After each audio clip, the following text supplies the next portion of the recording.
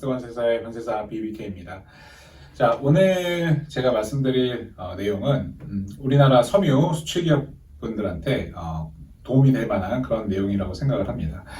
자, 이제 유럽하고 그리고 유럽으로 수출하는 우리나라 의류 수출기업들 같은 경우에는 그동안 오늘 말씀드리고자 하는 요 규정에 대해서 좀 혼선이 많이 있었던 것 같습니다. 뭐 기업들마다 사실 다 상황이 다르기 때문에, 그리고 어떤 기업들은 뭐 EU라든지 공식적인 답변을 이미 받아서 뭐 명확하게 해석을 정형하고 있는 그런 기업들도 분명히 있을 수 있는 반면에 아직까지도 많은 기업들이, 큰 대기업을 포함해서 많은 기업들이 이 규정의 해석과 관련돼서 좀 혼선이 있는 것 같습니다. 그래서 제가 오늘 이 규정의 해석에 대해서 저희 마스터 건설사의 의견을 한번 정리해 드릴까 합니다. 자, 바로 안감과 신감의 최소 허용 기준 적용 여부에 대한 것인데요. 자, 유럽으로 수출하는 그런 의류 기업에 한정되어 있는 얘기입니다. 자, 기존에 이제 한 EU FTA가 있었죠. 우리나라하고 유럽하고 맺은 한 EU FTA, 그리고 이제 최근에 발효된 베트남 EU FTA, EVFTA라고도 하죠. 베트남 EU FTA, 이 두 가지 측면에서 이 조항의 해석과 관련해서 아직도 좀 명확하지 않고 혼선이 좀 있는 것 같습니다. 자, 한EU FTA에서 이제 섬유류의 원산지 결정 기준을 보시면 최소 허용 기준을 규정하고 있는 부분이 있죠. 최소 허용 기준을 규정하고 있는 부분에서 이제 의류 부분의 최소 허용 기준을 보면 의류 완제품의 공정도 가격, EXW 가격의 8%까지는 역외산 원재료를 사용할 수 있다라고 규정을 하고 있죠. 그리고 EVFTA, 베트남 EUFTA도 마찬가지로 규정을 하고 있습니다. 그런데 여기에서 한 EUFTA 같은 경우는 괄호 안에 이런 표현이 있죠. 안감과 신감은 제외한다라는 표현이 있습니다. 그렇죠? 안감과 신감은 제외한다라는 표현이 있어요. 그리고 EVFTA, 베트남 EUFTA에서는 그 표현이 없습니다. 그렇죠? 안감과 신감을 제외한다는 표현이 없어요. 나머지는 동일한데 없습니다. 자, 그래서 이 표현의 해석, 이 문구의 해석과 관련해서 사실 저는 그렇게 고민을 하지 않았었거든요. 예, 저는 이 문구의 해석에 대해서 별로 고민하지 않았는데 수출기업들이 많은 고민을 하고 있는 것 같아요. 그리고 많은 문의를 해왔어요. 예, 그래서 이 문구의 해석에 대해서 저희의 의견을 말씀드렸더니 다른 곳에서는 다른 의견을 받았다라는 그런 얘기를 많이 듣게 됐습니다. 그리고 심지어 우리나라의 정부기관, 공식적인 규정에 대해서 공식적인 의견을 주어야 되는 우리나라의 정부기관에서도 저의 의견과는 다른 의견을 받았다라는 그런 말들을 제가 수차례 듣게 되었습니다. 그래서 오늘 영상을 찍는 계기가 되었는데요. 자, 안감과 신감을 제외한다라는 표현, 최소 허용 기준에서 안감과 신감을 제외한다라는 표현의 해석과 관련해서 두 가지로 해석이 나뉘는 것 같아요. 우선 저희의 해석, 제가 처음부터 갖고 있었고 이제 일관되게 답변 드렸던 해석은 뭐냐면, 이 안감과 신감은 제외한다는 표현은 안감과 신감은 반드시 역내산을 사용해야 된다라는 그런 의미라고 저는 답변을 계속 드려왔습니다. 그 얘기는 뭐냐면, 최소 허용 기준을 규정하고 있잖아요. 역외산 원재료를 8%까지 사용할 수 있다라는 그 최소 허용 기준에서 안감과 신감은 제외된다는 거죠. 즉 최소 허용 기준을 적용하지 않는다는 거죠. 그렇죠? 그래서 안감과 신감은 최소 허용 기준 자체를 적용하지 않기 때문에 반드시 역내산 안감과 신감을 사용하셔야 된다라고 저는 이제 저희는 안내를 드려왔습니다. 그런데 이제 반대로 답변을 받은 그런 기업들이 많은 것 같아요. 반대의 답변이라 하면, 이제 안감과 신감은 최소 허용 기준 자체를 고려할 필요가 없다, 이렇게. 그죠? 고려할 필요가 없기 때문에 안감과 신감은 원산지 판정에 있어서 고려 대상이 아니다, 이렇게 답변을 받으신 분들이 많은 것 같아요. 그 얘기는 뭐냐면, 안감과 신감은 얼마든지 역외산을 사용해도 된다. 즉 역외산 사용을 하는 것이 완제품의 원산지 판정에 영향을 미치지 않는다라고 답변을 받았다는 거죠. 그러니까 완전히 이제 반대 의견인 거죠. 저희의 의견은 안감과 신감은 반드시 역내산을 써야 된다는 의견이고, 다른 곳에서 답변을 받은 분들의 의견은 안감가 신감은 얼마든지 역외상을 써도 상관없다. 그죠? 원산지 판정할 때 고려 대상 자체가 아니다라고 답변을 받으신 거죠. 자, 그래서 완전히 상반된 의견이 있다 보니까 동일한 질문을 놓고 이제 완전히 상반된 의견이 있는 거죠. 자, 기업 입장에서는 가장 우리가 쉽게 이런 부분에 있어서 접근할 수 있는 부분이 접근할 수 있는 곳이 이제 관세사, 그죠? 거래하고 있는 관세사 또는 관세청이 되겠죠. 예, 그리고 뭐 조금 더 올라가면 뭐 산자부가 될 수도 있고요.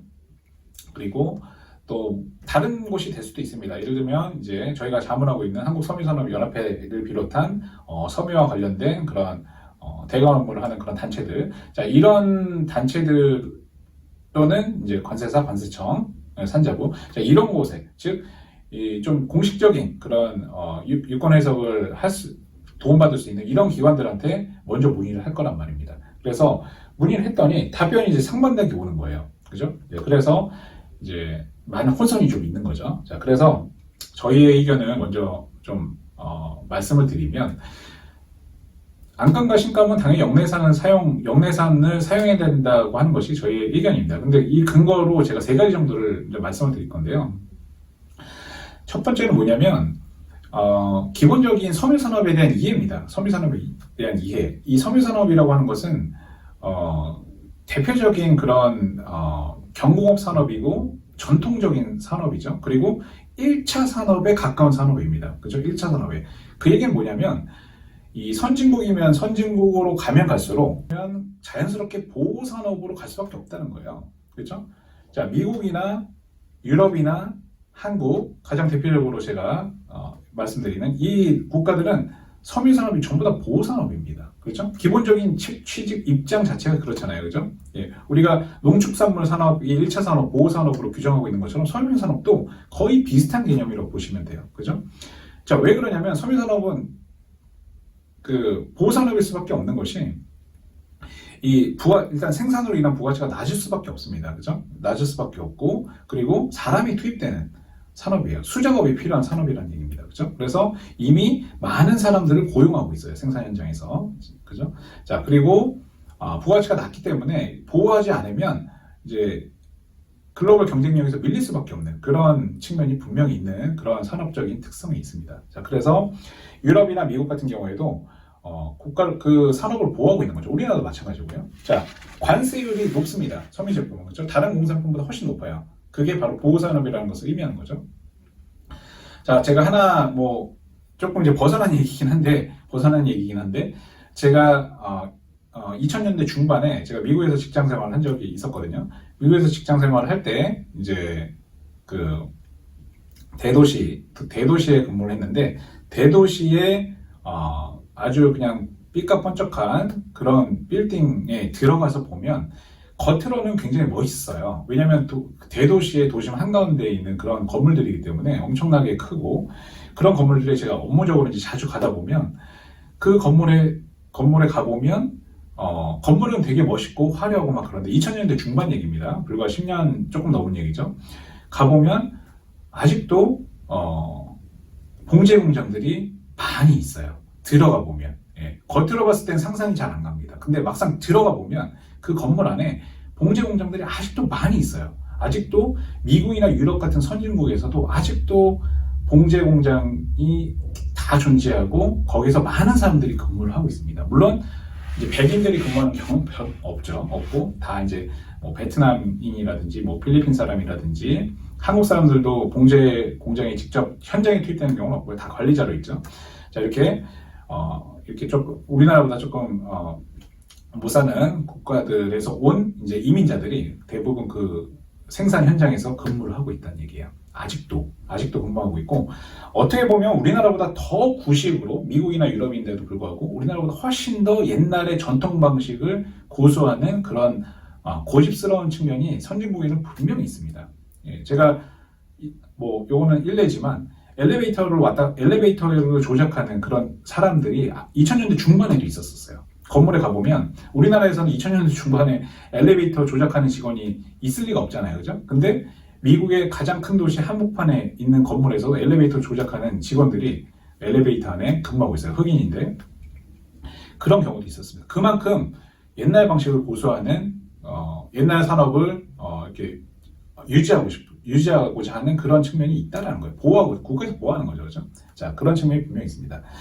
자, 그렇기 때문에 원산지 결정 기준 자체를 어렵게 만들 수밖에 없는 거예요. FTA에서 원산지 결정 기준을 쉽게 만들면 원산지 판정이 쉬워지고, 그러면 FTA 관세 혜택이 쉽게 될 수밖에 없기 때문에 우리나라를 포함한 좀 저렴한 국가들의 제품이 미국이나 유럽으로 많이 수입이 될 수밖에 없잖아요. 그렇기 때문에 그런 것들을 막기 위해서, 보호하기 위해서 한미 FTA, 한 EU FTA에서는 원산지 결정 기준 자체를 섬유류에 대해서는 굉장히 어렵게 규정하고 있다는 겁니다. 그렇죠? 자, 한미 FTA는 얀포딩이라고 해서 원단, 뭐 의류도 마찬가지고 얀부터, 그죠? 원사부터 한국산을 한국산을 써야 된다는 것을 기본적인 입장을 취하고 있죠. 자, 유럽도 마찬가지예요. 한 EU FTA도 원단에 있어서는 원산 결정 기준을 보시면 화학재료로부터의 생산, 펄프로부터의 생산, 이렇게 원사를 국내에서 원사부터 국내에서 생산을 하도록 규정을 하고 있습니다. 그래야지만 원산지 충족이 가능하게 규정을 어렵게 만들어 놓은 거죠. 자, 이것이 바로 첫 번째 이유예요. 예. 안감과 신감을 영내산을 써야 된다라고 제가 생각하는 이유 중에 가장 대표적인 것이, 기본적인 입장 자체가 미국과 유럽은 보호하고자 하는 겁니다. 그 자체 국가의 그 섬유 산업을 보호하고자 하는 거죠.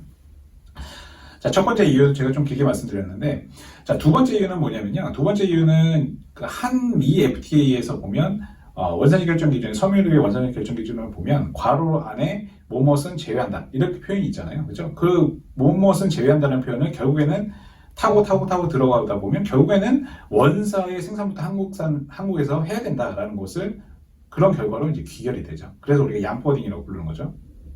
자, 그래서 이 원산지 결정 기준에서 무엇은 제외한다라는 표현은 다르게 해석하면, 이 제품 무엇은 제외한다라고 하는 것에 포함되어 있는 그 해당 제품들은 영내산을 쓰라는 얘기입니다.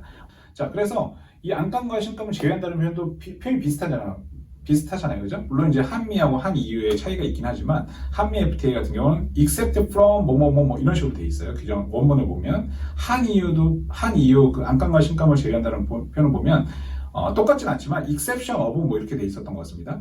예, 그래서 똑같진 않지만 어찌됐든 비슷하게 무엇은 제외한다라는 표현을 쓰고 있죠. 자, 그래서 역시 이 표현의 해석과 관련해서도 뭐 굳이 저는 그렇게 깊게 고민하지 않고, 당연히 한미 FTA는 마찬가지로 한 EU도 똑같이 보호산업이니까 이거는 영내산을 써야 된다라고 저는 이제 이해를 했던 거죠. 자, 두 번째 근거까지 말씀드렸고요.